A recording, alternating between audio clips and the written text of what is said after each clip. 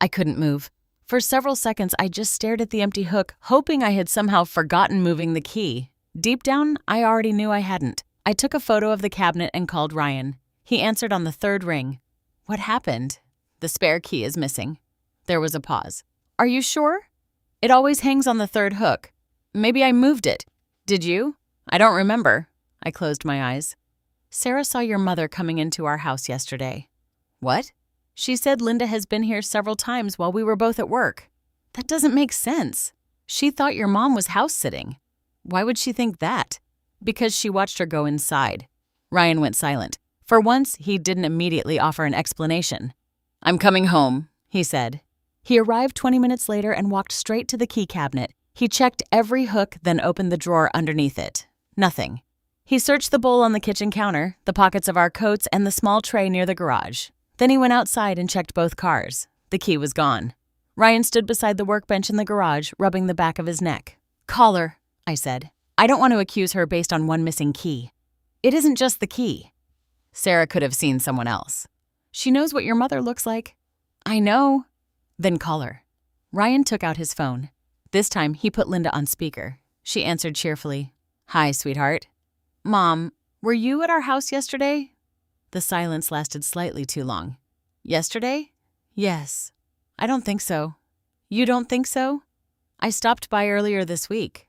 My stomach tightened. Ryan looked at me. When? Tuesday, maybe. Why? I left some mail on the porch. Did you go inside? No. Ryan's face changed. Do you still have our spare key? Linda laughed softly. Of course not. Where is it? How would I know? You said you returned it. I did. When? Another pause. A long time ago. Mom, her voice became colder. Why are you questioning me like this? Because our spare key is missing. I don't appreciate what you're implying. I'm asking you a direct question. No, Emily is making accusations and you're repeating them. I hadn't spoken once. Ryan glanced at me. How did you know Emily was here? Linda stopped talking. Then she sighed. Because this sounds like her. What does that mean? I asked. Oh, Emily, I didn't realize I was on speaker. You knew I was involved before I said anything. I made a reasonable guess. Ryan sat down on the edge of the workbench. Did you enter our house yesterday? No. Did you unplug a camera? A camera? Her surprise sounded perfect, almost rehearsed. I don't know what either of you is talking about, she continued, but I'm not going to sit here while your wife treats me like a criminal. She ended the call. Ryan stared at the phone. She lied, I said. You don't know that. She said she came Tuesday. Sarah saw her yesterday. She could have mixed up the day. Or your mother did. Ryan looked back at the empty hook. Then he stood. I'm changing the locks. I blinked. You are? If someone has a key, that ends today. It wasn't an apology, but it was the first real action he had taken. That evening, Ryan replaced the locks on both exterior doors. He gave me one key and placed the only spare inside a small lockbox in our bedroom. Then he checked every window himself. For 4 days, nothing happened. No objects moved. No perfume lingered in the hallway. No drawers were left open. Ryan seemed relieved. Maybe that solved it, he said. Maybe.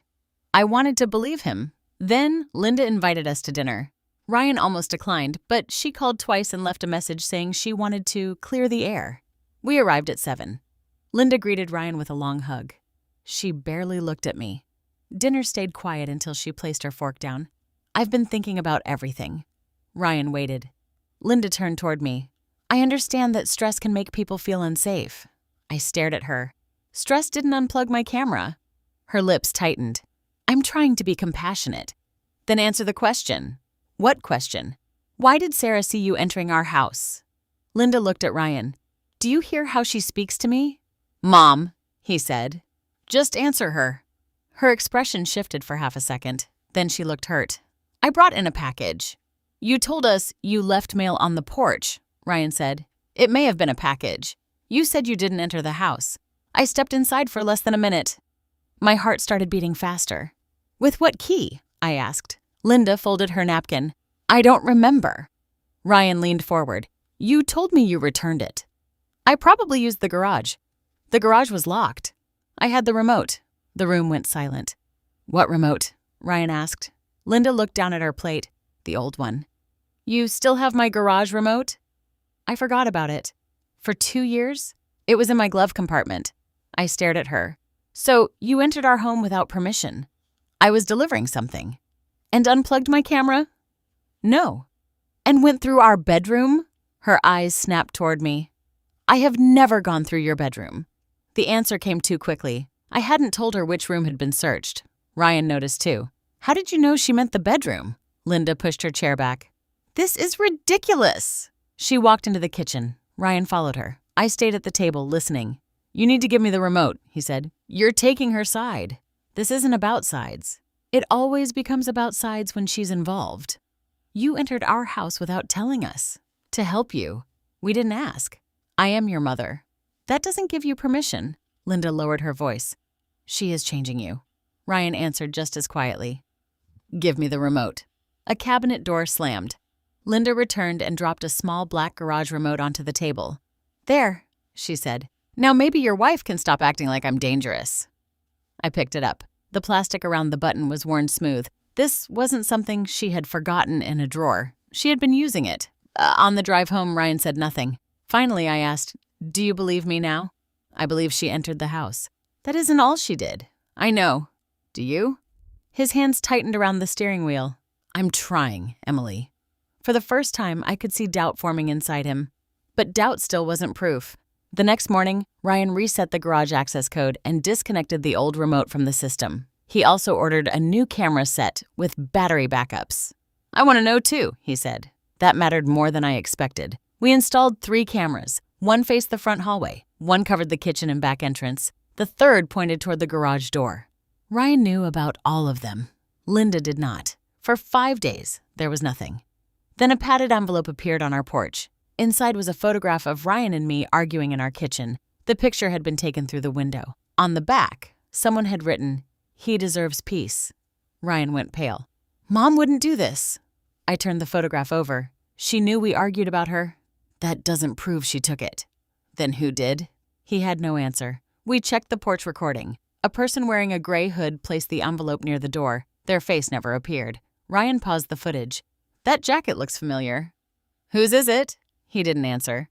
That evening, Linda called Ryan's sister, Megan. Within an hour, Megan called him and accused me of trying to isolate him from the family. Ryan put the call on speaker. Mom says Emily changed the locks because she's planning to leave you, Megan said. What? She said Emily has been hiding financial documents. A cold feeling spread through me. The opened dresser, the passports, the tax papers. Linda hadn't been moving things randomly. She had been looking for something she could use. Ryan's face changed. Did Mom tell you she entered our house without permission? Megan hesitated. She said she was checking on you. She lied. Ryan, she lied to all of us. He ended the call. Then he looked at me. I'm sorry. It was the first time he had said it. Before I could answer, my phone buzzed. Motion detected. Garage. Ryan and I looked at each other. The garage system had been reset. The old remote no longer worked. Nobody should have been able to enter. I opened the live feed. The garage door was closed. For several seconds, nothing moved. Then the side door opened.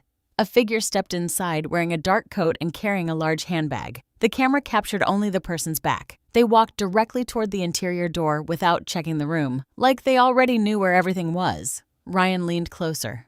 Pause it.